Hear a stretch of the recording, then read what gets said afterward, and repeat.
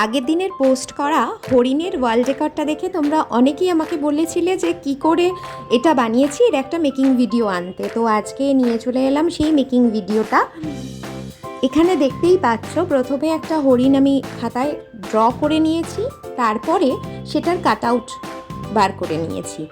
নেয়ার পরে হরিণের যে অংশগুলো মানে বডি পার্টগুলো, সেগুলো আমি পার্টে পার্টে অ্যাড করবো ক্লেটাকে ভালো করে মেখে নিয়ে।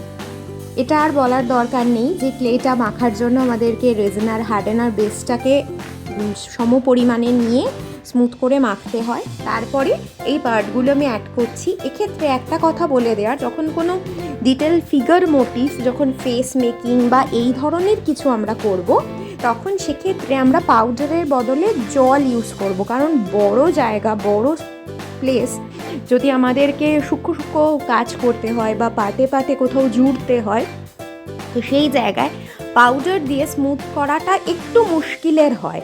তো সেই জন্য যদি আমরা যেমন মাটির মূর্তিতে জল ব্যবহার করি, তো সেই রকম যদি জল ব্যবহার করে কাজটা করি, তাহলে কাজটা মানে অনেক ইজি হয় এবং অনেক তাড়াতাড়ি সেই দাগগুলো যে ফিনিশিংয়ের জন্য যে প্রপার ফিনিশিংটা দরকার, সেই ফিনিশিংটা সহজেই পাওয়া যায়।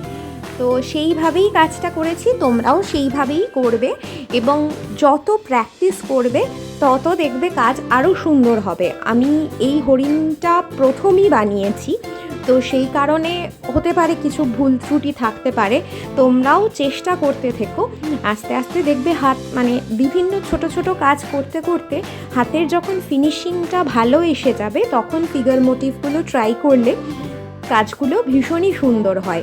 এবং যখন কাজটা করবে হাতের কাছে একটা ছবি বা যদি সেই ধরনের কোনো ডেকোরেটিভ পিস থাকে, সেটাকে যদি সামনে রেখে নাও, যদি ফুলের কাজ করো, ফুলটা অরিজিনাল পেলে তো খুবই ভালো, না হলে ফুলের যদি একটা ছবি সামনে রেখে নিয়ে কাজটা করো, তাহলে কাজটা করতে অনেক সুবিধা হয় এবং ডিটেলিংগুলো বেশি সুন্দর হয়।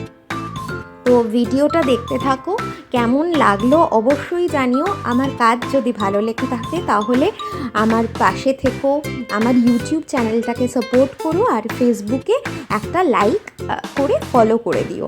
Thank you, tata. সাতকাহনস ক্রিয়েশনের পাশে তোমরা সবসময়ই ছিলে, আজও থেকো।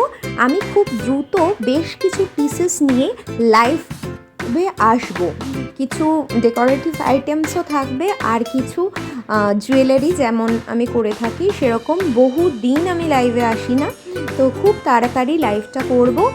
আর সঙ্গে থেকো, টাটা।